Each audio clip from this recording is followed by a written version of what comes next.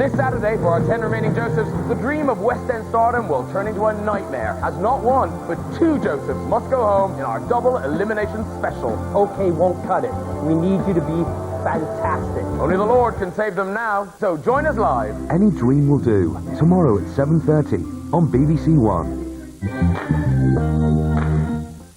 Mark Radcliffe and Stuart Maconie have launched a brand new music show on BBC Radio 2, featuring live bands, guests and expert analysis. Listen in Mondays to Thursdays from 8 until 10, or anytime at bbc.co.uk/Radio 2. This is BBC One in the East Midlands. Now the news with Fiona Bruce and Colin Hazelden. Captured one of al-Qaeda's top commanders said to be close to Osama bin Laden and a key figure in the insurgency in Iraq. Abd al-Hadi al-Iraqi is believed to be linked to several bombings against US and coalition forces. He's now being questioned in Guantanamo. We'll be looking at how damaging his arrest could be to the al-Qaeda network. Also tonight, the warmest April for over 300 years. What does it mean for the environment? Iran, 2007, hundreds of women are arrested in a government crackdown for wearing clothing that's too revealing. And the two players whose transfer deal cost West Ham a £5.5 million fine. Here in the East Midlands, watch out, not so many criminals about. Crime figures are down. And where Leicester leads, others follow. The groundbreaking heart technique that's really taking off.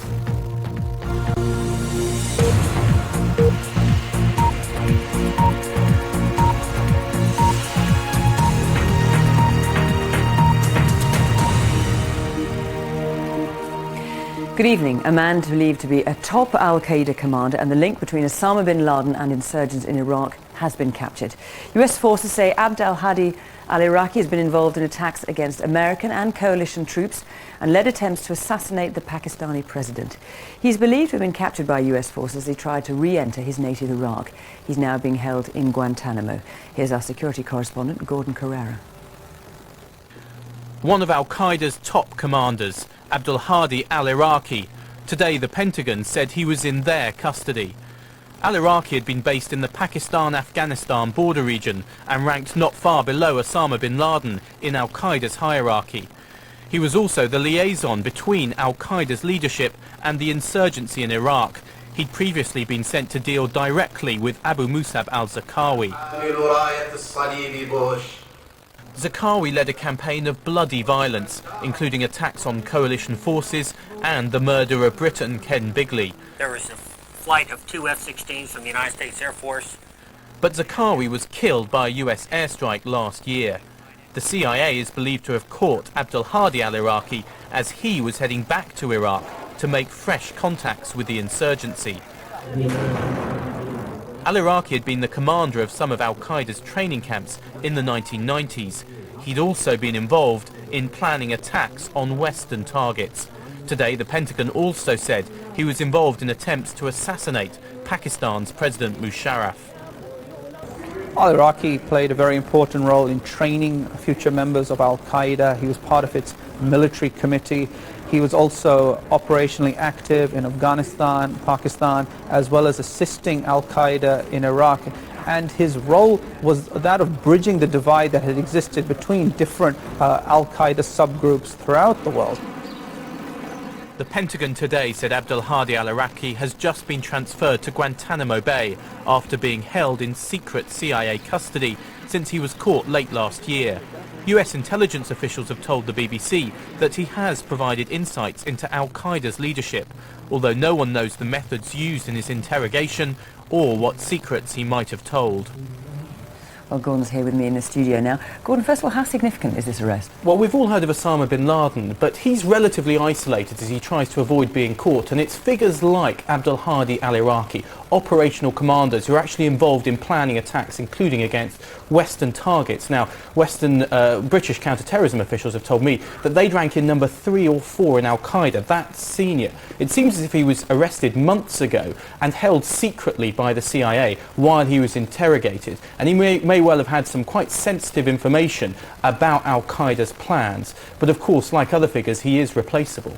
There have also been reports today, haven't there, of a huge number of arrests in Saudi Arabia and plots disrupted there. What can you tell us about that? Well, we don't think that there's any link between these two announcements, although one is possible. But in Saudi Arabia, it does seem very significant because the Saudi authorities have talked about breaking up 7 cells, arresting 172 individuals, finding large amounts of weapons and explosives buried in the desert, as we see here. Now, the Saudis are saying the targets included oil facilities and military bases. And most worryingly, they're claiming that these attacks might have been carried out using hijacked planes. There are even some reports that some people might have undergone some kind of flight training. If true, a frightening echo of 9/11. Gordon, thanks very much. The Home Office has condemned a court ruling which has blocked the deportation of 2 Libyan terror suspects, even though one of them was judged to be a direct threat to UK national security. But the Special Immigration Appeals Commission decided the men's safety couldn't be guaranteed, even though Libya had given its word that they wouldn't be ill-treated. The Prime Minister, on a visit to Poland, gave this response. In order to be able to send out a really strong signal to people who come into our country in order to incite terrorism or engage in terrorism, in order to be able to give a strong signal that those people cannot get away with what they want to do, we have to be able to deport people and send them back to their own country. The 2 Libyans have now been granted bail under strict conditions, including a daily 12-hour curfew.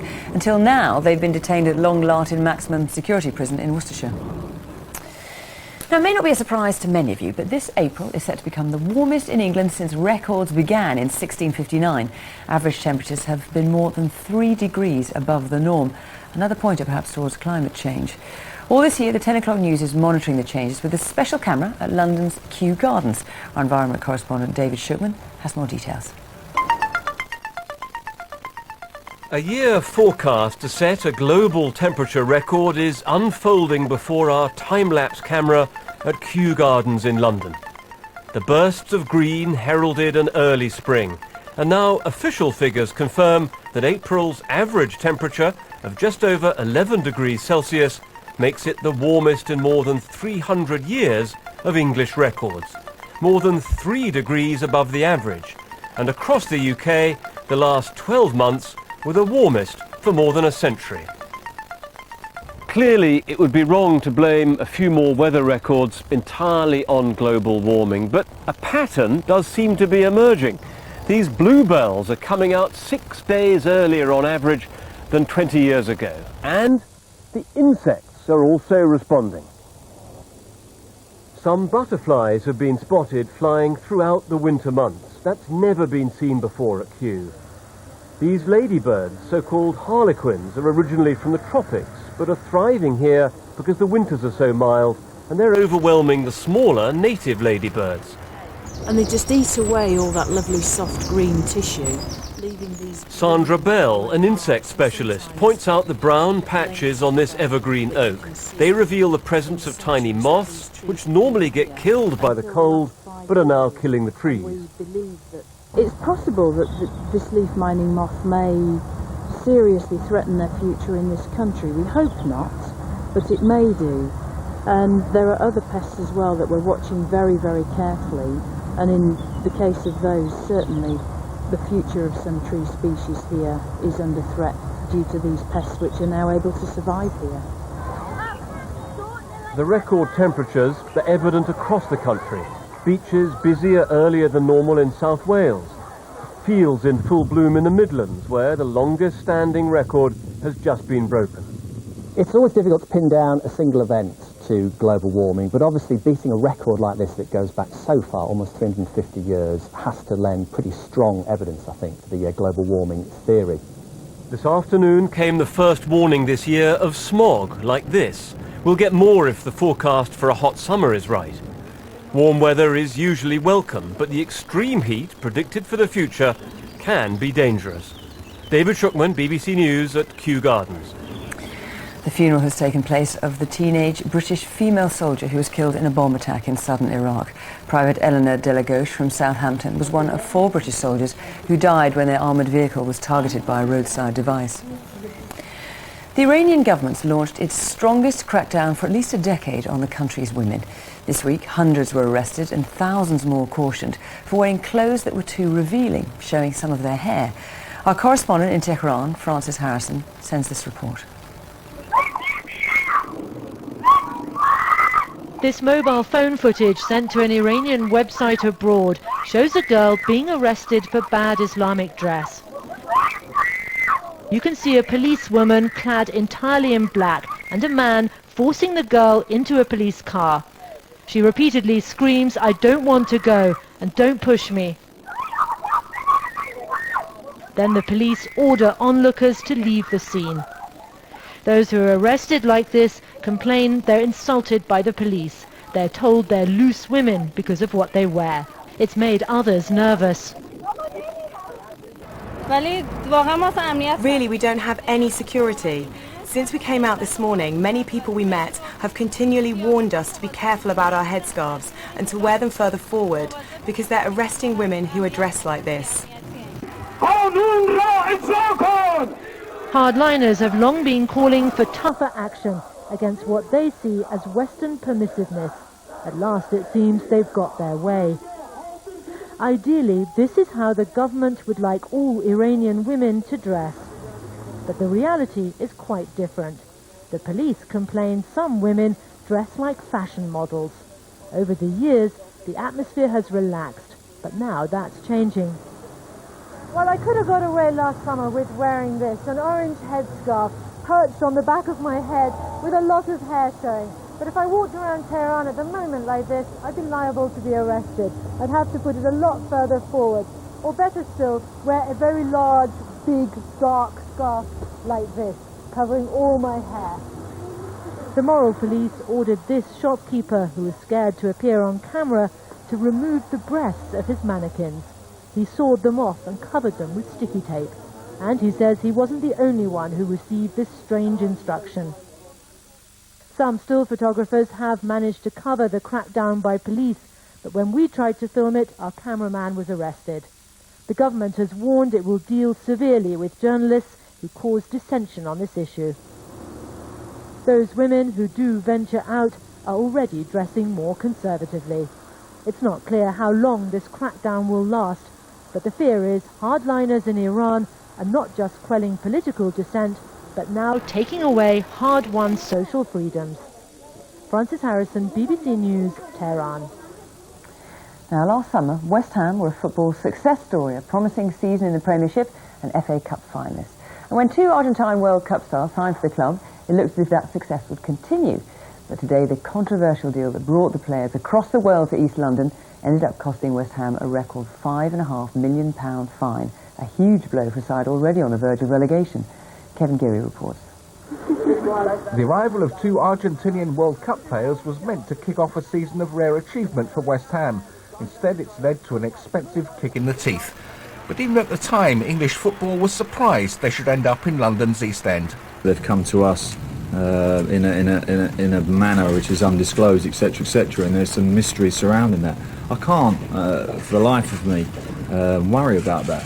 Maybe he should have. Not long after, he was sacked, and the two Argentinians made little immediate impact.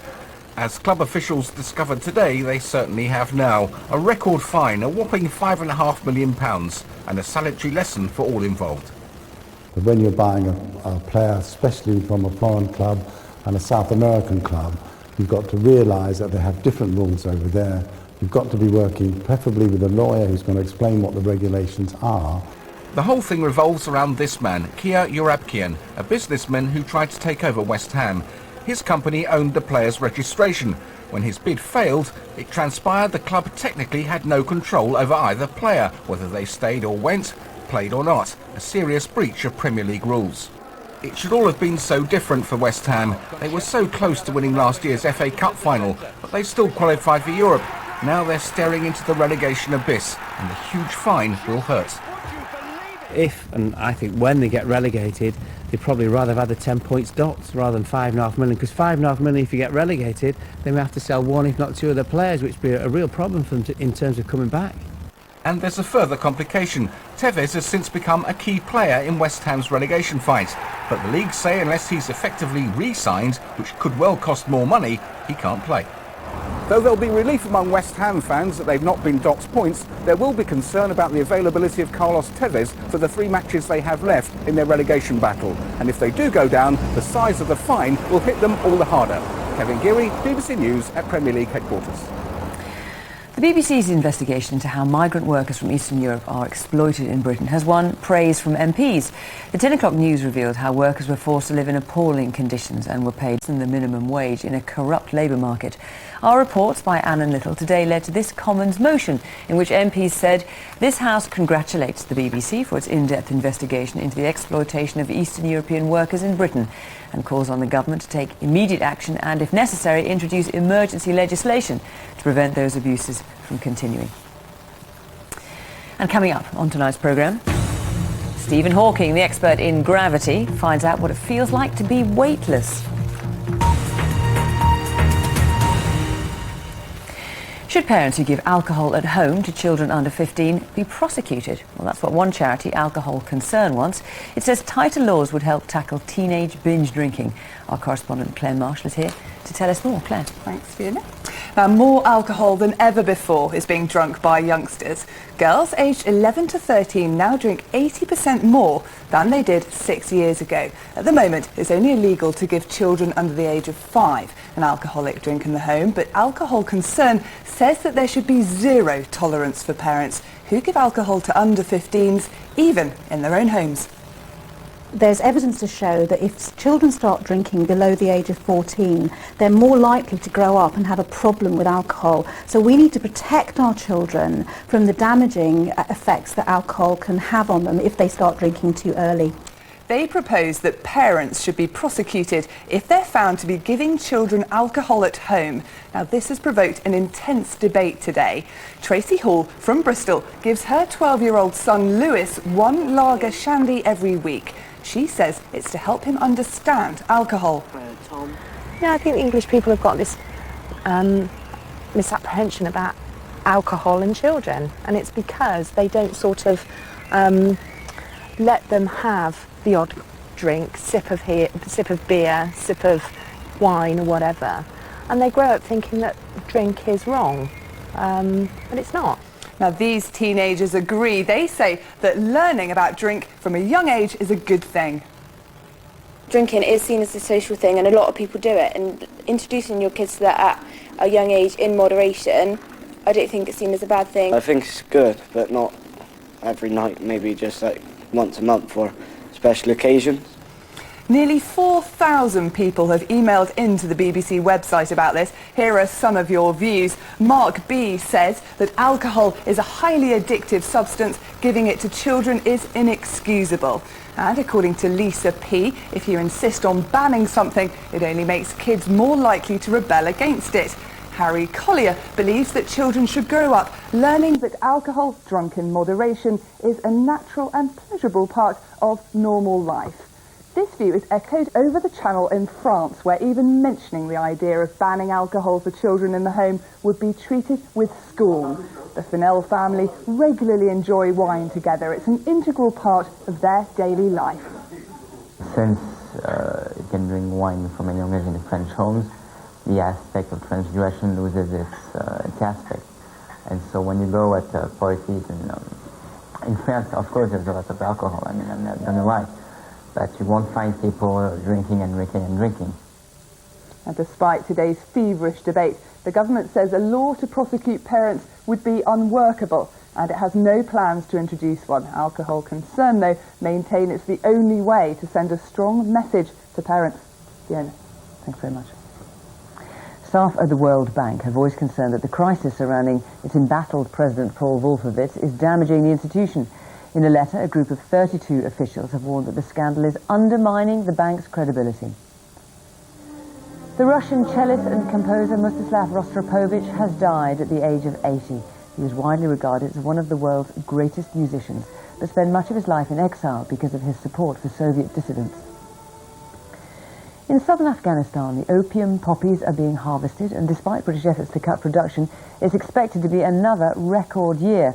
In fact, Helmand province, where the British are in military control, is this year expected to become the biggest opium-producing area in the world. From Helmand, our correspondent Alistair Leithhead sent this special report. Field after field after field, ready for harvest. They're all opium poppies, and many will soon be heading to the UK as heroin. Britain is supposed to be leading efforts to cut production, but Helmand is now the biggest opium-growing area in the world. The strategy is helping farmers to grow something else, or to face the consequences. Well, this is what the government of Afghanistan wants the international community to see, poppy crops being eradicated. But there are thousands and thousands of hectares in this area alone of these opium poppies. It's practically impossible to destroy them ahead of the harvest. And eradication can turn farmers into insurgents. Nangarhar in the east was going well, but the poppies here are back. There are some improvements, but the failure of British plans so far are increasing political pressure. America supports aerial spraying. And thousands of miles away, voices supporting a controversial plan to legalise opium are reaching the ear of the Prime Minister. This is a pilot scheme to, on a limited basis, to license the cultivation of poppies in order to turn it into codeine and morphine. I believe that this will be a way to win over the hearts and minds of the farmers, deny the terrorists the money that they're getting from the sale of heroin and opium, and also help create a market so they can be moved on to other products. It won't work. It's not the silver bullet. And there are a lot of reasons why it's not the silver bullet. The economics are all wrong for a start. You can't regulate in an environment where security is uncertain, where judicial and legal processes aren't really working. Because it's just such a vast problem. How on earth are you going to try and resolve this? It will take time. I mean, I think the policy's right, but it's not something that's going to deliver this year, next year. I mean, 10, 15 years to have a serious impact on narcotics production and trafficking here, that I think would be realistic. The military effort in the south is to fight the Taliban. Even British troops are telling local people they're not here to take their poppies away. And that's a mixed message. Alistair Leithhead, BBC News, Afghanistan. The election campaign for the Welsh Assembly is entering its final stages. Polling is just under a week away now, and there are signs that Labour may struggle to hold on to the 29 seats it currently has. Gita Harry now reports on how parties are offering incentives to win votes. Time for a treat from the Welsh Assembly. Not just policies, but presents. Liberal Democrats are offering a toothbrush and paste. Conservatives want to hand out eco-friendly light bulbs. Plaid Cymru would give every 11-year-old a laptop. And Labour are promising an extra £50 for every child trust fund. Devolution has actually brought a string of benefits already to the people of Wales. Nobody here pays prescription charges. Pensioners get free bus passes and access to swimming pools. And students here get very generous financial support. Hello, Nick. Thanks for taking the time to come and speak to us today. Politicians become very accessible during elections. More free with their time and our money. But they deny their giveaways are gimmicks. Those low-energy light bulbs actually use 20% of the energy of the incandescent ones. Not vastly expensive, so over the lifetime of an assembly, we'd make sure that every household in Wales had £20 worth. Plaid Cymru would have to spend more than that on decent laptops, but see it as a crucial investment in education. Kids in my generation went to school with a sack full of books. Now they can go with a laptop and discs. And that means that we can equip children for the challenges not only of the Welsh economy, but the global economy as well. And we've had an ambulance service operating out of here as well. Liberal Democrats are focused on frontline services and the principle that prevention is better than a cure. We have worse tooth decay in Wales than we have in England. It's an amazing gap, and we've got to fill that gap by giving children better experience of how to brush their teeth. Lovely set of teeth you've got. Are they your own? No, he's not charming a voter. But the man in charge of Wales for the last 7 years is trying to point out how big investment has helped public services. In this case, nurses training. They're able to run on a record which indicates that we have earned the trust. So we have to do two things. Unlike the other parties, they are just really saying what they would do. We have to defend what we have done and say that that's a basis for saying what we will do. Labour are best placed to deliver their campaign promises, but not without the help of others. The Liberal Democrats have worked with them in the past. There's some talk now about a possible arrangement with Plaid Cymru. And there's even speculation here that the Welsh nationalists could end up in government with the Conservatives. Yes, if it's a very bad night for Labour, just about anything seems possible here. Gitta Harry, BBC News, Cardiff.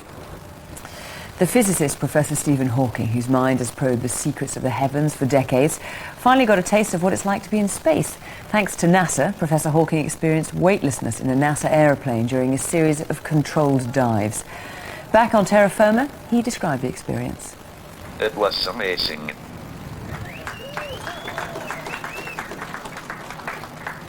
I could have gone on and on. Space, here I come. Did a total of 8 zero-G parabolas, which is about 4 minutes of weightlessness, which is more than he will get when he eventually goes on a suborbital flight into space. Professor Hawking reached for the sky and he touched the heavens today. Well, the 10 o'clock news hour continues on BBC News 24 with tomorrow's papers, a business roundup, and in Sports Day at 10:30. In football, Sunderland take a massive step towards promotion to the Premiership. And on BBC One, I'll be back with the headlines after we've joined our news teams where you are. Bye for now.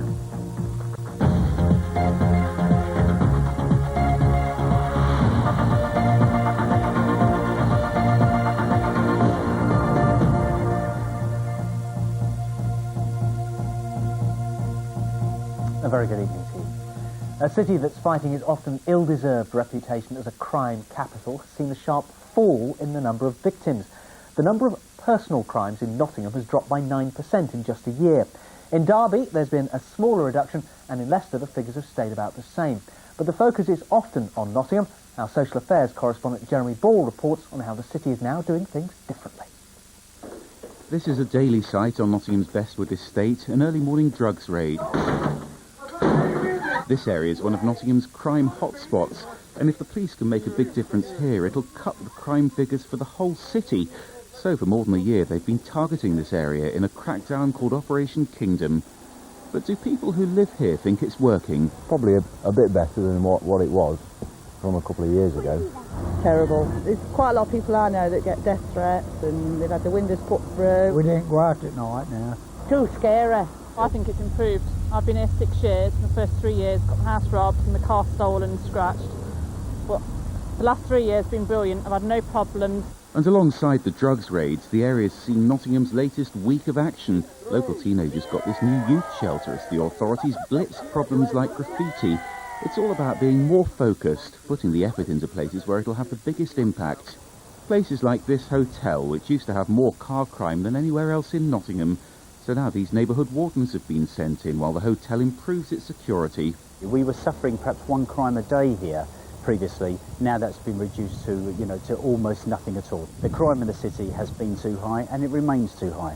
But there have been significant reductions this year. And if we can bring down crime in the high crime areas, then the message will spread, for the people that it's good to live here and for the criminals that it's not safe to work here. This is one crime problem solved, but there are many more which still need tackling. And the priority now is making sure that last year's improvements continue. Meanwhile, part of Nottingham city centre was sealed off today as police investigated a stabbing. Ambulances were called to Clumber Street in the city centre early this afternoon. Police say 1 person was taken to the Queen's Medical Centre. A man was arrested following the incident. The funeral's taken place of a Leicestershire soldier killed in Afghanistan. Private Chris Gray, who was 19, died 2 weeks ago fighting Taliban troops in Helmand province. He'd been serving with the Royal Anglian Regiment. His funeral was held in Rathby this morning. Next, doctors in the East Midlands who performed a keyhole heart procedure for the first time in the UK are now offering the technique under local anaesthetic, and another hospital is following Leicester's lead. Margaret's from Colville. She's the latest patient, doing well after undergoing the new heart technique at Leicester's Glenfield Hospital. She'd been worrying a lot about her heartbeat. I used to wake up in the night and my heart was going bump, bump, and then miss one and bump, bump, and I thought I was going to stop any time now. Her replacement aortic valve was put in a tube through a small incision in the groin. It was guided along the main artery to rest in the damaged valve. After successful procedures under general anaesthetic, the Leicester team's now doing it under local. It eliminates some risk in those critical patients related to general anaesthesia. It's obviously speeding their recovery time, mobilization, so even the hospital stay is further shortened. 3 months on, after being the first UK patient, Gladys Adams has a new lease of life. Margaret's following in her footsteps, also doing well. She can't thank the medics enough. They're the ones that should get the gongs from Buckingham Palace, not Foxdales. They're the ones that should get the gongs. A 29-year-old man's been charged in connection with Nottinghamshire's biggest ever drug seizure. Heroin, amphetamine and ecstasy tablets were all found during a raid in Ruddington last December. They say the drugs had an estimated value of £13.6 million. A Nottinghamshire MP who was sacked from the Conservative front bench has been told there is likely to be room for him in a future Tory government. The Newark MP, Patrick Mercer, was sacked by David Cameron last month after he was accused of making racist comments about ethnic minority soldiers. Mr Cameron says the comments were ill-judged, but Mr Mercer could still be given a second chance. A public inquiry has ruled that officials were right to stop a company taking limestone from a Peak District quarry. Operators had appealed against the decision by the National Park Authority to stop work at Backdale Quarry near Bakewell. The authority claimed too much limestone was being removed, and today the inspector said it was right to call a halt. The owner and operator have 4 weeks to appeal. Derby County's unveiled details of a proposed £20 million development around Pride Park Stadium. The Pride Plaza scheme would include a hotel, restaurant and office space, along with a leisure centre and banks. If it goes ahead, around 250 jobs would be created. The plaza would also commemorate some Rams legends. What we want to do is create 2 squares to Brian Clough, Steve Bloomer, and then to have opportunity for bars and restaurants for people to sit out and make it a much more friendlier and cosmopolitan area. Well, speaking of Derby County, there was a match on tonight which was important for their championship promotion hopes. Second place Sunderland were playing Burnley, and it's finished 3-2 to Sunderland, which sent them top, 4 points clear of Derby, who will play on Sunday. Now then, let's take a look at the East Midlands weather across the weekend. Here's Sarah. Thank you. Well, it's going to be quite a cloudy night tonight with our northeasterly breeze. It's drawing in quite a bit of moisture from the North Sea. So we will see the cloud, quite a low cloud actually, turning a little bit misty throughout the early hours of the morning, and temperatures dropping to a minimum of 8 Celsius. Now, there's also the chance of the odd light shower as well around first thing. But tomorrow the day will soon start to brighten up again. We should get to see some sunshine by the afternoon. And a bit of a divide in the temperatures. The north got slightly cooler air, so highs of 18 Celsius. Towards the south we're into the low 70s Fahrenheit. Thanks, Sarah. More weather, news and sport from us over the weekend. But from the late team, that's just about all. So a very good night to you.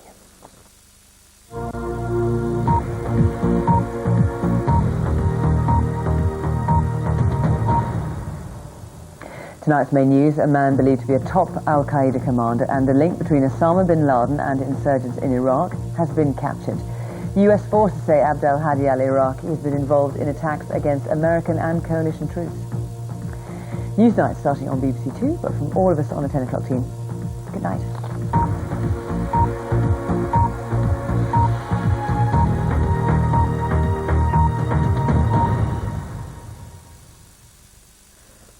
You may like to know that the BBC Proms Guide is now on sale, or you can log on to bbc.co.uk/proms for details of all the forthcoming concerts. Good evening. Well, we'll soon see what May has up its sleeve, but the warm April conditions look like lasting right to the end. It's going to be a very pleasant weekend for most of us, feeling quite warm in the sunshine. There will be a cool breeze out there tomorrow, and later on an increasing chance of 1 or 2 showers. The showers coming up from France. You can see these clumps of cloud developing over the last few hours. They've brought the odd sharp shower through this afternoon and this evening across parts of West Wales and northwest England, but they are very isolated and they'll remain so through the rest of the night, so dry nearly everywhere.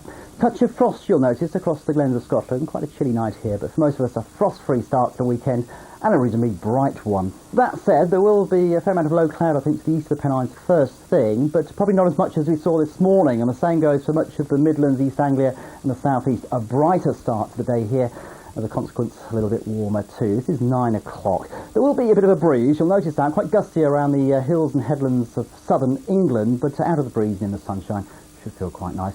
I'm not ruling out to the odd shower from the word go across the far southwest of England, but the emphasis is on blue sky and sunshine first up, as it is for Wales. Northern Ireland getting off to a cool start, but a bright and sunny one for the most part, and here we'll settle into a fine day, as we will across the northwest of Scotland. Along the Forth Clyde Valley, might be a bit of patchy low cloud first of all, but that'll break up through the morning, so for most of us it's going to be a lovely day. Plenty of sunshine, blue sky. Just the odd shower developing later on in the afternoon across parts of southern England, and that might just trundle up into the Midlands late on in the day, but again they'll be fairly isolated. A little bit warmer for some of us than we saw today, so up into the low 20s for London, Cardiff. Generally the high teens, but cooler along that North Sea coast, eastern Scotland, north east England, the wind coming in off the sea. Of course, tomorrow marks the end of the Cricket World Cup. At Barbados, of course, the Aussies taking on Sri Lanka. I think the weather might play a part.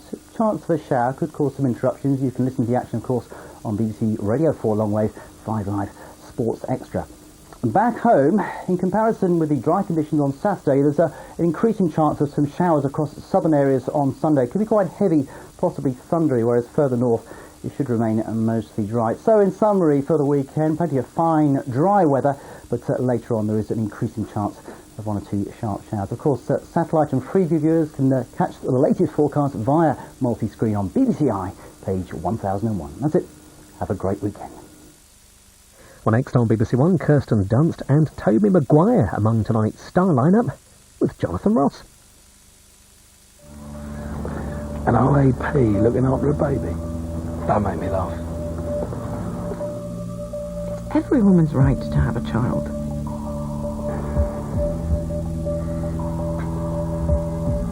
If that's her grandson, I'm Catherine Zeta-Jones.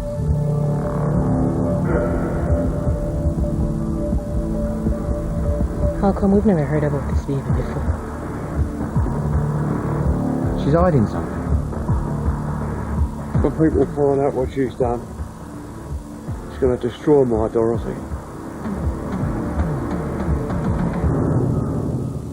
Project Storm Shield. Out of options, out of time. We can shift grace by a few degrees and we spare New York the worst. Get the fuel line out, we have to go now. What is that? Firing aerosols 1 through 7 in 60 seconds. It's spiking again. Tell me we're not going to crash. 3, 2, 1. Superstorm, science not fiction. Sunday at 9 on BBC One.